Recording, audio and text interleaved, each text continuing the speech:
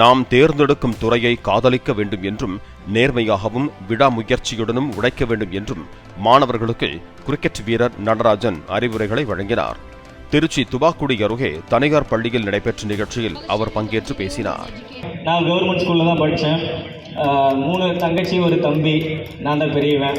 அம்மா ரோட்டு கடையில் சிக்கன், அப்பா நெசவாளி. இப்படி தான் ஜர்னி.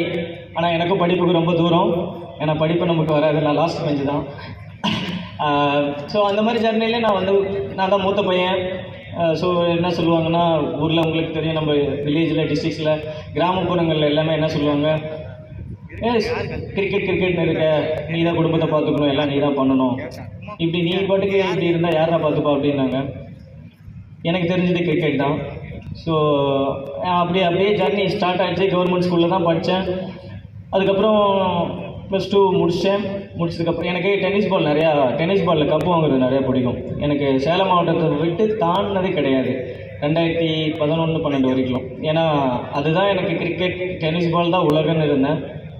ஸோ எல்லோரும் இந்த மாதிரி எதுக்கு சொல்ல வரேன்னா, அதாவது நம்ம ஏழ்மையை யாரும் அதை பலவீனமாக நினைக்கக்கூடாது, அது ஒரு தடையாக நினைக்கக்கூடாது. யாரும் ஒரு விஷயத்தை நீங்கள் குறிக்கோள் நோக்கி எடுத்துட்டீங்க அப்படின்னா, நம்மக்கிட்ட என்ன இருக்கோ அதை வச்சு முன்னேற முடியும்னு நீ நம்பினா மட்டும்தான் அதை சக்ஸஸ் பண்ண முடியும்.